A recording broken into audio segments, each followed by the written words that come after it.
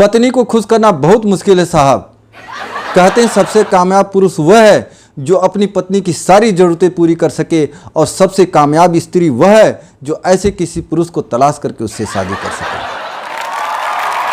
मैं अपना एक अनुभव साझा कर रहा हूँ। मेरी शादी की सालगिरह, तारीख 5, महीना भी 5, और घर में मेरा साला बैठकर कर रहा था 3-5। मेरे हितैषी लोग उसको सुंदर कहते हैं।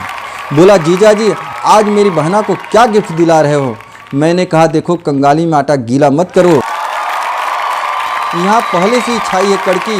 इतना सुनते ही मेरी पत्नी भड़की। उसके क्रोध की ज्वाला मुझे डराने लगी, जैसे घनघोर बारिश में बिजली से गड़गड़ाने लगी।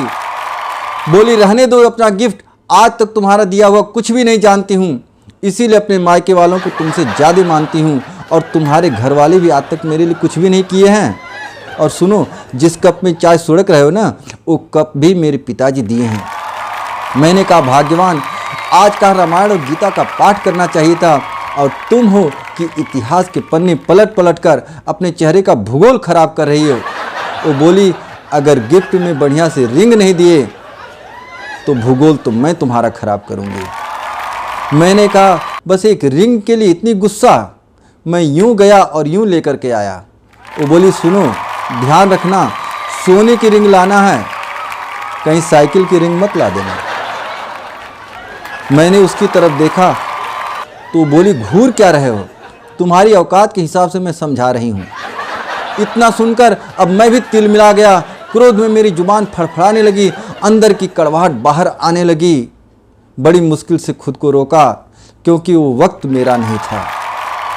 बड़ी मुश्किल से खुद को रोका क्योंकि वो वक्त मेरा नहीं था। मेरी पत्नी के साथ मेरा साला भी वहीं था।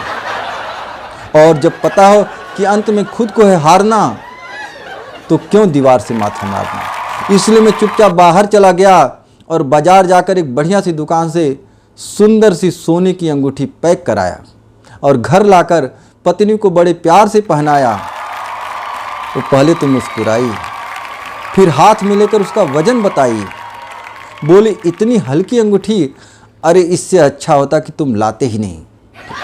अच्छा एक बात बताऊं कि कभी कभी हमारी लड़ाई तो एक लाइन में ख़त्म हो जाती है। एक बार हमारी लड़ाई काफ़ी देर से हो रही थी।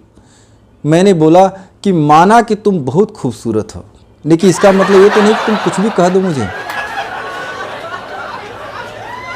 बस हमारी लड़ाई भी ख़त्म हो गई, और वो बोली, ज़्यादा मस्का मत लगाओ, मैं तुम्हारे लिए बढ़िया सी चाय बना कर ला रही हूँ। लेकिन आज का माहौल कुछ अलग था।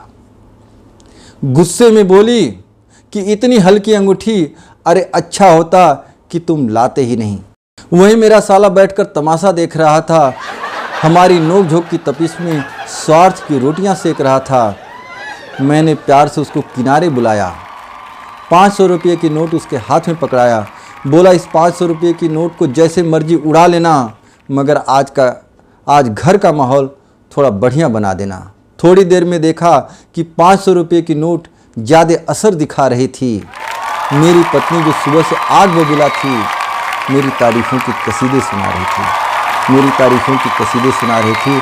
और अंत में बस इतना ही कहना चाहूँगा कि न मैं तीर से डरता हूँ न तलवार से, न मैं तीर से डरता हूँ न तलवार से, मैं हार जाता हूँ बस उसके प्यार से, मैं हार जाता हूँ बस उसके प्यार से।